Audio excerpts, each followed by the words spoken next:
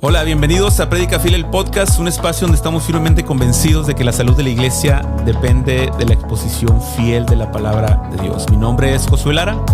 Mi nombre es Alexis Pérez. Y te invitamos a quedarte con nosotros mientras hablamos sobre predicación, experiencias y compartimos juntos los retos del púlpito. Alexis, nos quedamos en el último episodio hablando sobre por qué predicar consecutivamente y expositivamente. Queremos avanzar un poquito más. Hoy queremos hablar sobre beneficios que tiene predicar expositivamente y consecutivamente. Y quiero comenzar con una frase de Mark Dever. Él escribió el libro Una Iglesia Saludable, de este ministerio que se llama NYMARKS, es fundador de NYMARKS. Todos conocemos este ministerio posiblemente. Y en el libro base que se llama La Iglesia Saludable, o las 9 marcas de una iglesia saludable, y él dice lo siguiente sobre la predicación expositiva como una marca de una iglesia saludable. Alguien puede aceptar felizmente la autoridad de la palabra de Dios e incluso profesar creer en la inerrancia de la Biblia. Sin embargo, si esa persona en la práctica, con o sin intención, no predica expositivamente, nunca predicará más de lo que ya sabe. Y esta frase está muy densa, porque es cierto. Y se refiere a positivamente, consecutivamente, lo que está hablando. Sí, está en ese contexto. Pero es interesante porque es cierto, o sea, si alguien solamente está predicando lo que ya sabe, no tiene ningún tipo de crecimiento, no va a ir a todo el consejo de Dios, sino que va a estar dando vueltas en lo mismo y en lo mismo. Claro, y es una tendencia normal, Josué. O sea, la vida es complicada. Tenemos muchas cosas que hacer. La iglesia es complicada. Tenemos muchos hermanos que atender, consejería que dar, que discipular, que casar, que enterrar. Hacemos esto de una iglesia. Y a eso tenemos que prepararnos para una predicación. Si yo no estoy predicando así, yo voy a buscar siempre lo que yo domino. Voy a recostarme en lo que ya más o menos sé. Y entonces por ahí puedo, pues, entonces hacerme la carga un poquitico más fácil de lo que yo voy a hacer. Y Mark Dever remata. Porque no solo es esta idea, sino que remata en este capítulo diciendo que si eso pasa, donde el predicador solamente va a lo que ya sabe y no va a ir más allá, la iglesia, dice Mark Dever, será conformada lentamente a la mente del pastor en lugar de a la mente de Dios. Wow. Y lo que queremos, lo que anhelamos si somos cristianos, son las palabras de Dios. O sea, esa frase a mí me hizo pedazos. O sea, es como cierto. ¿No? O sea, es cierto, y es tan cierto, Josué, que incluso vemos esta idea fuera de las iglesias. O sea, nosotros como pastores tenemos que entender que la palabra del hombre tiene poder. Tú puedes ir fuera incluso del ámbito eclesial y tú vas a ver líderes que pueden conformar a personas según lo que ellos piensan. Y piensa en ideologías políticas, piensa en partidos políticos, piensa en ecologistas, piensa lo que tú quieras pensar en este ámbito y la manera en que estas personas pueden llevar a personas, a otros, a que sigan sus ideales, a que sigan sus pensamientos, y lo que hacen es esto, conformarlo a lo mismo que ellos piensan. Y eso es algo que es fácil de hacer. Si tienes algo interesante, algo que motiva, algo que llama la atención de la gente, tú puedes atraer a muchas personas y conformarlo según lo que tú estás pensando. El peligro es que los pastores lo podemos hacer también. Y el peligro con los pastores, yo creo que aún más que con el mundo secular, es que nosotros llevamos en sí, por el hecho de ser pastores, tenemos una autoridad extra cuando nos paramos en el púlpito detrás de la iglesia.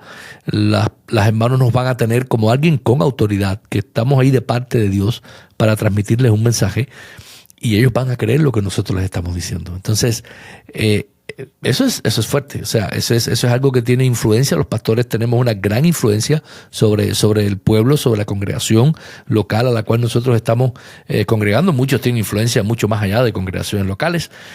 Por eso es extremadamente importante que nosotros los estemos conformando según la Biblia o según Dios y no según lo que nosotros creemos o pensamos. Totalmente, porque la gente no nos está prestando sus oídos a nosotros, sino está prestando sus oídos a un pastor, a un siervo de Dios, alguien que ellos entienden que está hablando de parte de Dios, ¿cierto? Y creo que esa es por eso yo creo que Santiago, nuevamente lo repito, capítulo 3, versículo 1 dice que los que enseñan serán juzgados con mayor severidad, y es un tema es una carga y es una responsabilidad y es un privilegio y es una bendición también, pero tenemos que vivirla con la seriedad que esto demanda y que Hechos 20 nos hizo ver en el episodio pasado. A veces pues yo estoy influenciando a mi congregación de mi parte, de mi agenda, de lo que yo quiero hacer y no necesariamente de parte de Dios. Yo creo que eso es lo que Dever está intentando hacer esta referencia. Entonces tú vas a tener una iglesia que va a estar conformada a tu mente, va a creer lo que tú crees, va a pensar lo que tú piensas, pero no necesariamente siempre eso va a ser lo que Dios cree o lo que Dios piensa. Y por eso la predicación expositiva consecutiva pues es algo que nos ayuda, que nos beneficia como pastores. O sea, es un beneficio extra, es como que nos protege de nosotros poder conformar a nuestra iglesia a nuestra imagen y no a la imagen de Cristo. Sí, amén. Pasando a los beneficios, dijimos que íbamos a hablar sobre los beneficios de la predicación expositiva y consecutiva, y Christopher Ash tiene un libro donde habla sobre estos temas y él da al menos 7 beneficios. Y queremos utilizar estos títulos de los beneficios para poder compartir con nuestra audiencia algunos beneficios importantes. Y el primero, que más o menos ya lo hemos estado machucando, el primer beneficio es que protege la agenda de Dios de ser secuestrada por la nuestra. Es decir, el predicador no debería elegir sus temas favoritos, que ya no los dijimos, sino que la agenda la marca la palabra, como lo mencionamos en el último capítulo. Y Christopher Ash usa esta analogía que es como entregarle el micrófono a Dios, ¿no? Le damos el micrófono a Dios para que Él hable. Josué, yo creo que sabes que estuve un año bajo la enseñanza de Christopher Ash. Cuando estuve en Inglaterra, él era el director del entrenamiento allá en Cornhill. Y cada una de estas cosas que vamos a estar viendo hoy aquí, estoy reviviendo todo mi tiempo allá y estoy reviviendo cómo estas cosas me beneficiaron a mí. Un pastor que venía de Cuba, que tenía 10 años en el ministerio, que había estado predicando semanalmente 2-3 veces a la semana, en la manera en que fui entrenado, a través de temas, a través de textos por aquí, textos por allá. Y cuando yo choqué con todas estas cosas y estuve bajo la enseñanza de él, no solamente la enseñanza, sino bajo el ministerio, de ver cómo este ministerio expositivo, consecutivo de la palabra durante todo un año, para mí fue transformador. Ver todas estas cosas y ver cómo simplemente ellos a veces se paraban ahí delante del púlpito, parte de lo que hablamos la semana pasada, y tenían que lidiar con un pasaje que era el que tocaba, que era el que estaba, y él recordaba, bueno, esta es la agenda de Dios, que hablemos de esto hoy. Esta no es mi agenda, porque si fuera mi agenda, yo hubiera escogido otro texto, lo hubiera pasado por encima, hubiera hecho otra cosa. Pero este es el que toca, este es el que tengo que hablar. Y ahí entonces pues íbamos, a veces eran temas difíciles, temas profundos que teníamos que ver, pero era la agenda de Dios y era bueno que Dios tuviese esa habilidad de poder Él setear cuál es nuestra agenda y no nosotros la agenda. Y creo que la analogía de pasar el micrófono a Dios es interesante porque surge de la idea que cuando predicamos nuestros temas favoritos o nuestra agenda, nosotros tenemos el micrófono y de vez en cuando volteamos con Dios a decirle, ¿y tú qué opinas? Y ok, gracias, y yo sigo hablando, ¿no? Y es como, no, dale el micrófono a Dios. O sea, tenemos que aprender a saber que somos insuficientes, no tenemos la capacidad de hacer lo que la propia palabra de Dios hace y no deberíamos de secuestrar la agenda que ya está puesta en la Escritura para transformar la vida de las personas. Y es la agenda que Dios ha escogido, es la manera en la que Dios se nos ha revelado. Yo creo que hacemos bien en respetarla. Y haciendo de esa manera volvemos a lo que estábamos hablando de Pablo y la semana pasada. Yo me aseguro que todo el consejo de Dios es predicado. O sea, cuando Dios tiene la agenda, yo no voy a volarme partes de la Biblia, yo no voy a evitar partes de la Biblia, yo no voy a rehuir partes de la Biblia. Yo voy a tratarlas, y hay semanas que voy a tener que, voy a perder 2 o 3 pelos y voy a tener que sudar en esa semana para poder dar ese mensaje, porque es un pasaje muy difícil, pero es el consejo de Dios, es la palabra de Dios, y yo no puedo rehusar a poder dársela a mi pueblo. El segundo beneficio, porque creo que lo estamos complementando el episodio pasado, pero el segundo beneficio es que dificulta el abuso de la Biblia del uso de la Biblia fuera de contexto. A ver, no podemos nunca decir que tenemos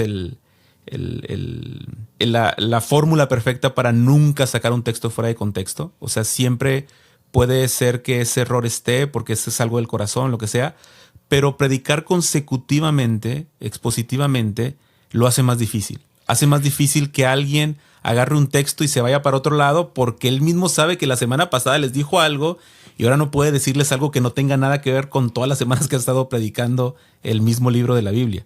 Poniéndolo positivo, Josué, Yo diría que sí, lo hace difícil, pero a la vez ayuda a que a nuestro trabajo semana a semana, mientras yo estoy predicando expositivamente, consecutivamente, ya he estado leyendo el contexto y he estado lidiando con los pasajes, ya lo he predicado. O sea, yo tengo un dominio mucho más profundo de todo el contexto. Cuando de hecho llego al pasaje que viene la otra semana, prácticamente ya yo me sé el contexto. Voy a leerme el pasaje anterior como quiera, voy a refrescar todo lo que está ahí, pero ya hasta lo prediqué.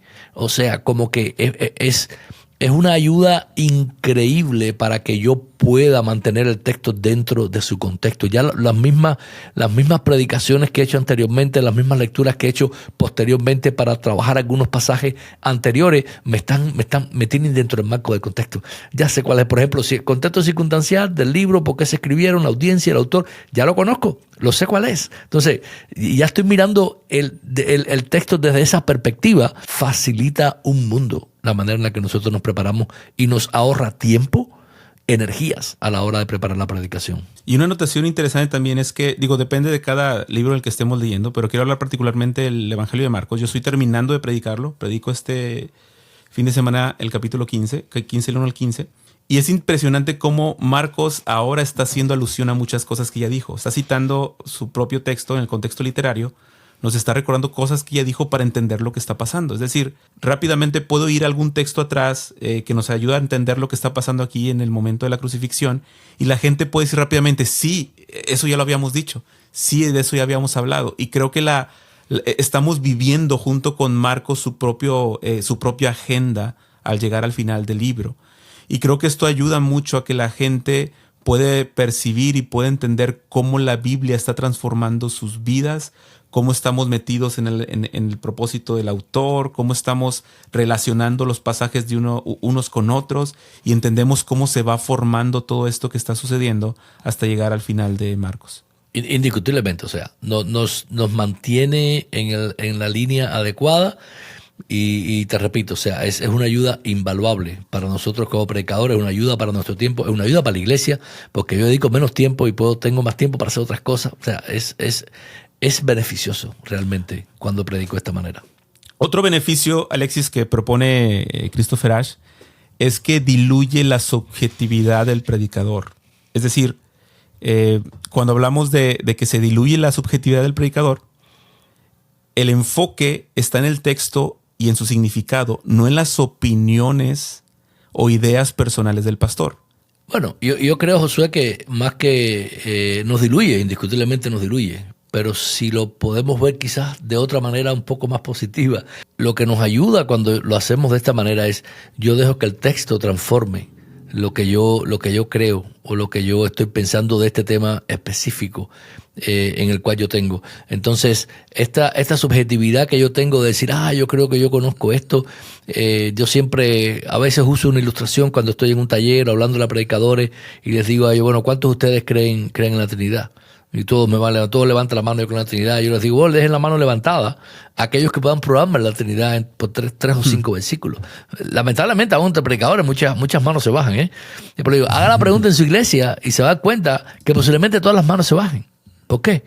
Porque creemos en la Trinidad, porque eso nos han sido enseñadas en la escuela dominical, en predicaciones, por maestros que respetamos, por pastores. Hacemos bien en creer en la Trinidad, no estoy diciendo que deje de creerle en ella, ¿no? Pero el punto es que hay muchas cosas que nosotros hemos aprendido o creemos que hemos aprendido o creemos que sabemos porque simplemente la hemos oído. Alguien nos las ha dicho, no porque nosotros hayamos estudiado profundamente el tema. Entonces, yo no tengo un dominio completo de la palabra de Dios. Yo creo cosas que yo tengo que dejar que el texto rete mi subjetividad de lo que yo he creído. Entonces, este es el punto donde cuando yo estoy predicando expositivamente, consecutivamente, yo voy con mis manos abiertas a poder oír el texto. Yo tengo a recibir lo que el texto me está dando y ver cómo ese texto me está conformando a mí, transformando mi pensamiento a veces confirmando. Muchas veces lo que yo creo, veo la confirmación en el texto de lo que he aprendido. Entonces no siempre es negativo, pero sí tengo que ir con esta mentalidad de decir, ok, esto es lo que yo he creído hasta hoy, pero voy a dejar que este texto me hable y este texto se comunique conmigo. Ok, y pensando en el cuarto, creo que vamos a llegar hasta el cuarto beneficio es que genera variedad en el estilo del sermón. Tú tienes más experiencia predicando, tienes muchos años encima y podrías explicarnos bien a qué nos referimos con la variedad del estilo del sermón. Sí, yo creo que se refiere a que no siempre tenemos que estar predicando de la misma manera. Yo creo que como quiera que sea, con los tiempos, Josué, nosotros creamos una manera de predicar. Automáticamente, cuando funcionamos automáticamente, vamos siempre a refugiarnos en ella porque es la que más hemos hecho. Nos sentimos confiados, nos sentimos seguros predicar de esa manera. Y yo lo que creo es que cuando nosotros estamos pensando en la variedad del estilo del sermón, por supuesto que si yo estoy predicando expositivamente, consecutivamente, y hoy estoy predicando uno de los profetas, la manera en lo que los profetas escriben, de hecho, es básicamente en poesía.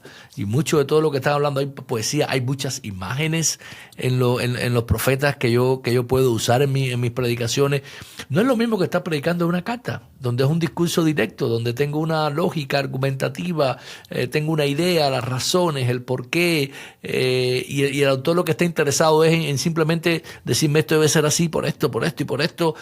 Cuando voy a los profetas, yo tengo toda una cantidad de poesía, de imágenes que puedo usar. Entonces yo creo que nosotros debemos dejar que el género en el que nosotros estamos y aún más el libro específico en el que nosotros estamos moldee nuestra manera de predicar. Y no predicar lo mismo una carta de la manera en que predicamos un profeta o la manera en que predicamos un salmo o la manera que va a predicar una narrativa en el Antiguo Testamento. Trae variedad porque la Biblia está escrita con variedad, diferentes géneros literarios con diferentes cosas. Uno de los géneros literarios que más nos asustan como la literatura apocalíptica, cuando entendemos cómo es que funciona todo, es belleza lo que trae a nosotros. Sí. Entonces tenemos que dejar que ese estilo o género literario pues moldee de alguna manera nuestra predicación. Pero yo creo que puede ser extremadamente enriquecida si nosotros vamos a respetar lo que es la manera en que fue el libro hecho.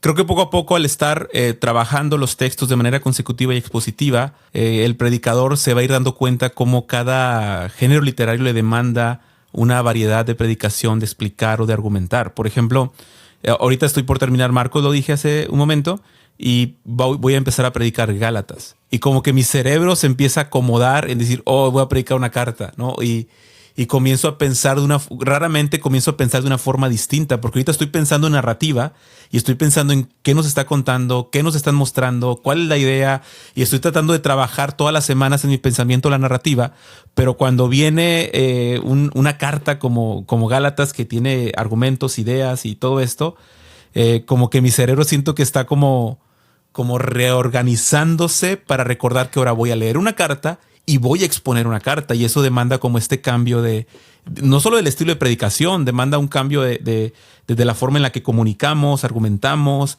y la forma en la que vamos a estructurar nuestra serie. Sí, porque lo otro es que a veces vemos este cambio solamente en la manera en que lo vamos a interpretar. Y sí, o sea, las herramientas que uso por una narrativa son diferentes a las que uso por una carta, pero estamos hablando más allá, estamos hablando de cómo esto repercute en el púlpito.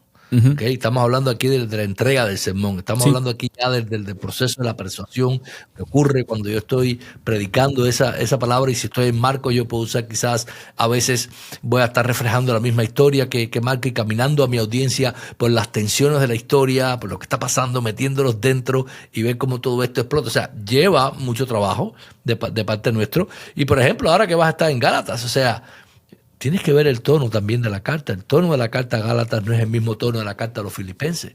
Uh-huh. Y hay un tono específico aquí. Y yo espero que tú saques todo el mexicano y el latino que tienes por dentro cuando estés ahí en Gálatas y le des con todo a esa parte donde la gente predica, Gálatas insensato. Y no, hombre, Pablo está ido. Pablo está ido en ese punto. Está echando fuego, Pablo. Uh-huh. Alexis, pero también creo que es bien importante saber que no solo es el crecimiento del pastor, sino que también es el crecimiento de la iglesia. Es decir, la iglesia se enriquece de esta variedad. Así como decía Mark Dever citábamos a Mark Dever al principio, de que no queremos hacer que la iglesia se conforme a la mente del pastor, sino a la mente de Dios por su palabra. Creo que ver este beneficio de la predicación expositiva consecutiva ayuda a que la gente también se enfrenta a libros de la Biblia que tal vez nunca ha entendido, que a lo mejor los ha leído, pero nunca los ha estudiado con profundidad. Y quiero poner de ejemplo los profetas, porque, y esta es una pregunta de diagnóstico, y déjenos en los comentarios algunas ideas sobre esto, pero si tú nunca has predicado como pastor de toda una profecía, es porque posiblemente no le estamos rehuyendo a ciertas partes de la profecía. Nos encantan las profecías del pesebre, ¿no? Nos encantan las profecías de Navidad, de que hablan del nacimiento del Mesías y todas estas que vamos rápidamente ahí en Navidad o en estas fiestas para predicarlas. Pero cuando vemos las otras partes de la profecía para predicarla de manera consecutiva, toda una profecía, posiblemente hay algunos textos donde yo digo, ¡ay, no! Porque no sé cómo predicarlo, no sé cómo comunicar eso, ¿qué les voy a decir a la iglesia? El problema es que, de hecho, el lenguaje, cuando hablamos de la profecía, hablamos de los profetas, hablamos del lenguaje de la profecía y nos damos cuenta que lo menos que tienen los profetas son profecías que hablan del futuro. Hay muchas profecías del futuro hablando de que Cristo va a venir, pero todo el mensaje de los profetas es un mensaje a un pueblo en tiempo presente, lidiando con sus problemas, atacando sus problemas, llamando a arrepentimiento, juzgándole por todo, reprendiéndole por todas las cosas malas que están. Es un mensaje que, y fíjate cómo nuestra mente va, profecía, pensamos en lo que se cumple en el Mesías, todas las profecías, más de 600 que se cumplieron en Cristo en el Antiguo Testamento, pero el mensaje es mucho más grande, la literatura es mucho más hermosa que eso. Y no hablo de profecía, quizás todavía yo creo que los profetas se predican. Dime, Josué, ¿en qué iglesia tú has visto predicar completo el libro de Levítico, el libro de Números? Uh-huh. ¿Dónde tú has visto predicarlo? ¿Okay? O sea, nunca, usualmente no tenderíamos a predicar esos libros porque de Números. Y creo que el pensamiento que hay general de eso es, sí, es la ley de Moisés que está por allá guardada y allá está bien, ya no estamos bajo esa ley, así que yo creo que ahí la podemos dejar guardadita cuando nos queramos acordar de algún contexto cultural o de algo interesante, claro, ahí de los sacrificios, ahí vamos. Lo que es curioso, ¿no? José, lo que es curioso, porque como vimos la semana pasada, cuando Pablo dice, no es rehusado predicarlos todo el consejo de Dios, él predicaba las escrituras del Antiguo Testamento. Desde no se refería al profetas, Nuevo, sí. No estaba escrito y él estaba predicando el Antiguo Testamento. Y nosotros ahora queremos decir, no tenemos que ir allá para poder. Mira, ese es como que, man, ¿qué pasa? Y remata, y quiero citar otra cosa de Pablo cuando le dice a Timoteo, desde la niñez has sabido las Sagradas Escrituras, las cuales te pueden hacer sabio para la salvación que se encuentra en Cristo Jesús. O sea, no solo es predicar de todo aquello, sino es decir, todo aquello de Levítico, de Números, de profetas, te hace sabio para la salvación en Cristo. O sea, apunta a Cristo, que es tema de otro podcast, pero solo tienes que leerte el libro de Hebreo y te vas a dar cuenta cómo todo eso te puede llevar a la salvación, que es en Cristo Jesús. Pues bien, recordando un poco, las 4 beneficios que vimos en este episodio fue que protege la agenda de Dios de ser secuestrada por la nuestra. Número 2, dificulta el abuso de usar la Biblia fuera de contexto. Ir consecutivamente hace que nuestra predicación de este domingo tenga relación con la de la semana pasada o de las semanas pasadas y tenga relación con la siguiente semana. Y eso ayuda y enriquece la dinámica de entendimiento y de crecimiento de la iglesia.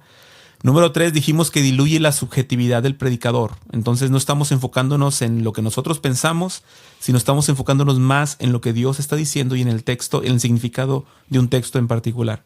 Y la última, que hoy dijimos, es que genera variedad en el estilo del sermón. Este es un reto que tenemos todos nosotros delante. Y en el próximo episodio, en una tercera parte, vamos a hablar más sobre recomendaciones que te pueden ayudar a predicar o a comenzar a predicar expositivamente y consecutivamente la palabra. Así que ha sido un gusto que estés con nosotros. Qué bueno que te quedaste hasta el final.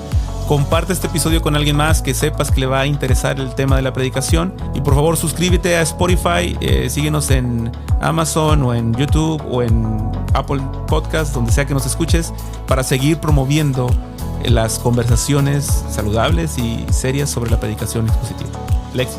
Nos vemos próximamente y aduéñate de estos beneficios. Van a ser una bendición para ti.